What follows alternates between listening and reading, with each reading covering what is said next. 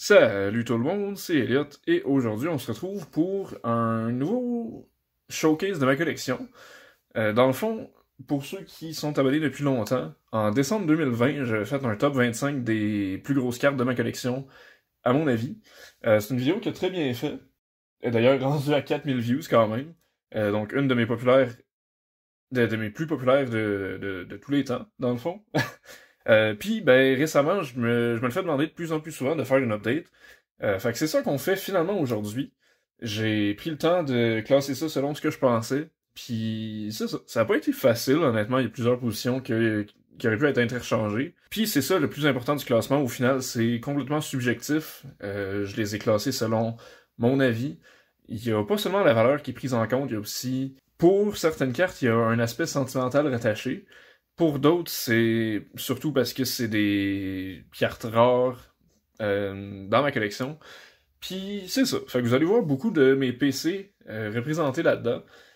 Puis c'est pour ça que c'est subjectif. Il y a des joueurs que vous mettriez probablement même pas dans votre top 200 qui vont faire partie de ma liste. Donc voilà, j'ai les cartes ici. Avant de commencer le top 20 par contre, parce que oui, je l'avais pas dit, mais c'est dans le titre. J'ai fait un top 20 de mes cartes cette fois-ci. J'ai quand même quelques mentions honorables, parce que il y en a une couple qui me tentait de mettre, puis que j'ai décidé d'exclure finalement.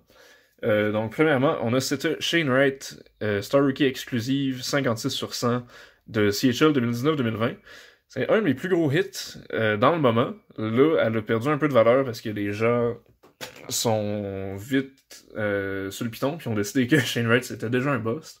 Pas moi, mais bon. Deuxièmement, j'ai aussi Connor Bedard, They're Exceptional.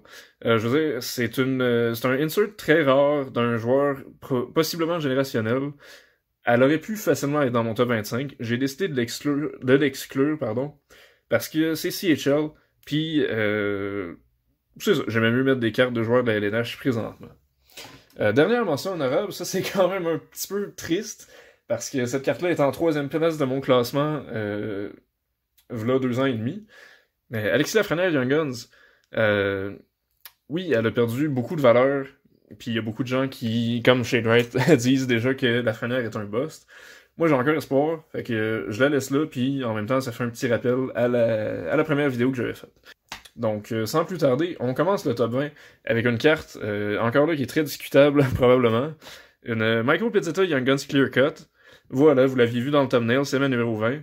Je l'ai inclus parce que Pezzetta, c'est un joueur que j'adore. Il y a tout un style. Puis, tout ça, il y a du swagger. Il joue quand même bien cette année, fait que... Yeah, Pezzetta Young Guns Clear Cut. En numéro 19, après ça, on a Nick Suzuki autographe de SPX 2020-21. Donc, je l'ai mis juste, seulement 19 parce que sticker autographe, pas recru, mais ça reste Nick Suzuki, le capitaine. Donc, je voulais y faire une place dans mon classement parce que j'ai pas grand-chose de Suzuki, honnêtement. Fait que je suis au moins content d'avoir cet autographe. Numéro 18, on a ensuite une Brady Keeper, Lustrous Rookies Black, Pachotto. C'est le joueur dont je vous parlais, en fait, qui est probablement pas dans vos tops. Mais Brady Keeper, c'est une de mes plus grosses collections personnelles. Puis la carte est juste écœurante. J'adore les cartes de style black, je l'avais déjà dit. L'autographe en silver aussi, ça paraît super bien. Puis la patch c'est dur à voir, mais normalement, elle est 4 couleurs. Fait que c'est ça. Overall, juste une très belle carte. Je pouvais pas l'exclure juste parce que... C'est ça. Je la trouve vraiment belle. Après ça, on a une carte un peu plus traditionnelle. Numéro 17, donc, Maddie Beniers Young Guns. Je l'ai eu dans un break avec Out of the Box Cards. C'est une boutique en Ontario qui font des breaks sur YouTube pas mal chaque soir. Puis c'est ça. J'ai finalement hit un petit jackpot. C'est la première partie de ce jackpot-là, justement. Fait que Beniers, c'est ça. Probablement la recrue de l'année cette année. Du maudit bon potentiel. J'ai hâte que Shane Wright puisse aller le rejoindre. Ensuite, numéro 16 et 15, c'est deux cartes du même style. Je peux le montrer en même temps. On a donc Jimmy Drysdale en numéro 16 et Sam Poulain numéro 15. Donc les deux, c'est des patchs autographes de SP Game News THL Edition. Patch écœurante, un très bel auto. Puis la même chose pour Sam. Bon, son auto est un peu plus squiggly. Mais je veux dire, la patch est super belle. Puis voilà. Fait que Drysdale, une de mes PC secondaires que je vous ai jamais montré finalement. Si vous êtes encore intéressé à voir ça, dites-le moi en commentaire, puis je vais m'arranger pour le faire éventuellement. Puis après ça, Sam Poulain, ben là, ça va devenir une de mes PC principales parce qu'il y a enfin Cy Young Guns dans la série 2 qui sort le 5 avril. Fait que Cy Young Guns va officialiser ça comme une collection de joueurs LNH. Puis c'est ça, je suis content qu'il soit revenu de sa pause. Il avait pris un long break pour sa santé mentale. Honnêtement, props à lui, c'est pas tout le monde qui aurait fait ça. Puis je pense que c'est vraiment important, comme il l'a fait, de souligner l'importance de sa santé mentale avant tout. Fait que c'est ça. Sam Poulain, non seulement un très bon joueur, mais vraiment un très bel humain. Fait que c'est ça, ma numéro 15. Puis Drysdale, comme je disais, numéro 16.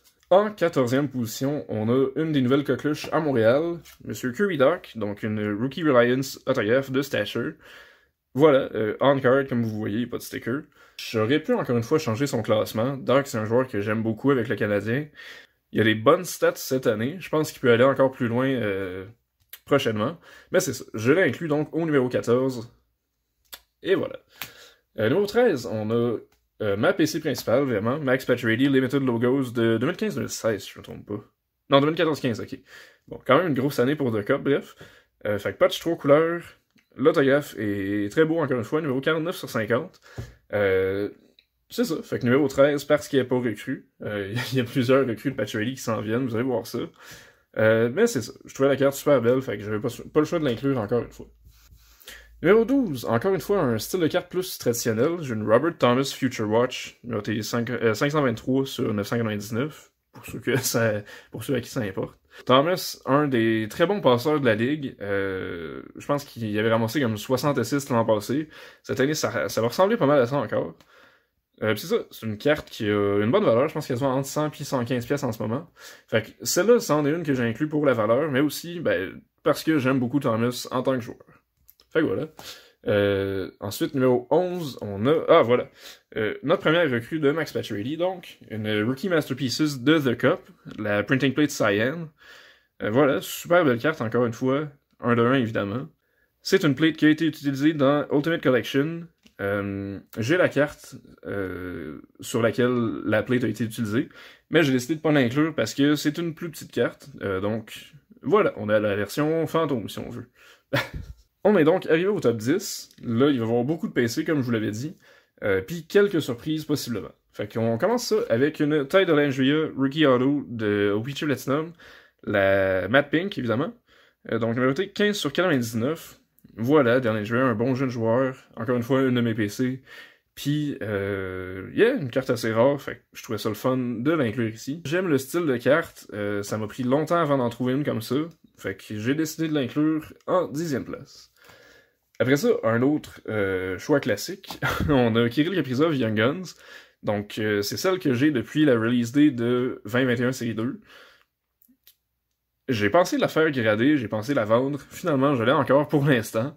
On verra bien ce qui arrive avec. Mais c'est ça. Très bon joueur, j'allais dire jeune, il est pas si jeune que ça. Après ça, on enchaîne avec semi-PC, semi-valeur. On a Cole Caulfield Young Guns. Je veux dire, c'est Cole Caulfield, il y a rien à dire. La seule chose qui m'empêche de la placer plus haut, c'est vraiment le Edge ici qui est dégueulasse. Pour cette raison-là, elle va rester raw dans ma collection pour probablement toujours. Puis c'est ça. En 7e position, c'est une de mes surprises. Je l'avais oublié, en fait, avant de faire le classement. Dawson Mercer PSA 10 Young Guns. Mercer, c'est un très très bon jeune joueur. Il joue avec une équipe des Devils qui est très offensive, évidemment. Puis c'est ça, c'est une carte qui a pris beaucoup de valeur récemment. Je l'avais acheté pour 80$, je pense. Puis elle a proche de doubler. Elle avait doublé à un moment, là, il est redescendu un peu. Mais bref, tout ça pour dire que Dawson Mercer, c'est un très bon jeune joueur. Puis c'est ça qui mérite sa place au 7e rang. Ensuite, la deuxième partie de mon jackpot, comme j'avais dit, avec Out of the Box. Donc, une Maddie Beniers Pop Count 100 de 2022-23 série 1. Donc, évidemment, il y a 100 exemplaires de cette carte-là. C'est une carte qui se vend proche de 300$ selon les derniers chiffres que j'ai checkés. Fait que c'est ça. Celle-là est incluse purement à cause de sa valeur. Elle n'est pas plus haute parce que Beniers, même si c'est un très bon joueur, je suis pas tant attaché à ça. D'ailleurs, j'hésite à la vendre. Si j'ai une bonne offre pour, elle va probablement partir, puis je vais refaire un top 20 plus tôt que prévu. Mais c'est ça. Donc, Mali Beniers, Pop Count 100, recrue en 6e place. Top 5 ensuite, la plupart, c'est parce que les patchs sont folles, sont très rares, ou ben c'est des grosses parties de mes PC. Fait qu'on y va sans plus tarder. Numéro 5, on a la Tidal Andrea patch auto de Team Canada Junior 2020. C'est ça. Avec le bout de feuille d'érable, numéroté 10 sur 10.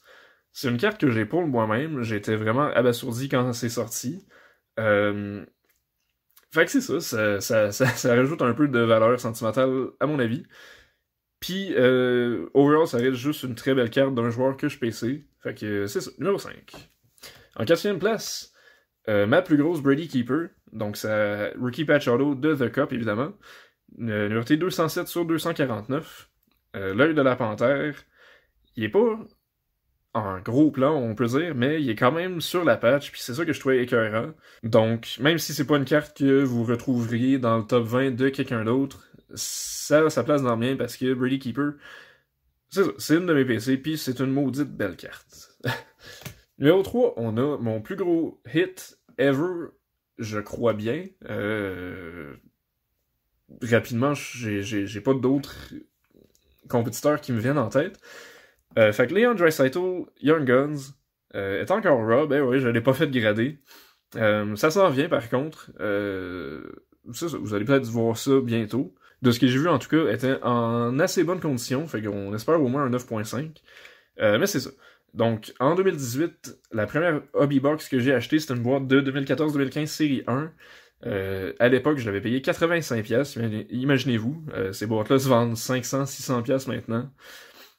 Fait que c'est ça, dans un de mes premiers paquets, j'avais pour Leon Draisaitl, puis j'ai juste pas été capable de m'en débarrasser, c'est un pool dont je vais me rappeler toute ma vie. Fait que, c'est ça, numéro 3, Leon Draisaitl, Young Guns. Il y a pas grand-chose qui bat Draisaitl dans ma collection. Les seuls, en fait, c'est parce que c'est vraiment ma PC principale.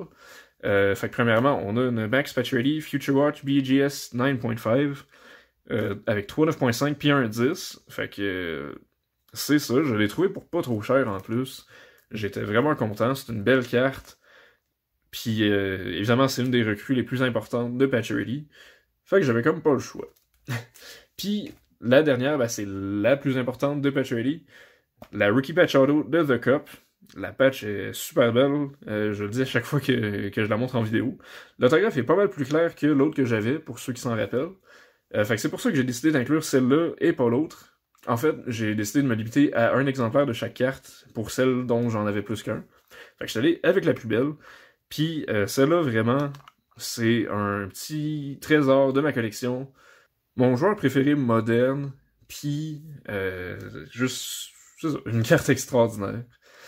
Fait que ça vient couronner le top 20 dans ma collection. Comme je vous l'ai dit, je suis vraiment pas allé par valeur, puis je pense que ça paraît. C'était complètement volontaire, donc je veux pas entendre de chiolage là-dessus. Et donc, c'est pas mal ce qui fait le tour de cette vidéo-ci. J'espère que vous avez apprécié la petite update. Il y a plusieurs changements par rapport à 2020. Fait qu'effectivement, on était dû pour une nouvelle version. Donc voilà, n'hésitez pas à liker la vidéo si vous avez aimé. N'hésitez pas à vous abonner si c'est pas déjà fait. On s'approche de plus en plus des 1000 abonnés. Donc c'est notre prochain objectif. Il va y avoir un giveaway évidemment. Puis une vidéo spéciale pour fêter le tout. Donc c'est ça. D'ici là, passez une bonne fin de journée, puis on se revoit la prochaine fois. Bye!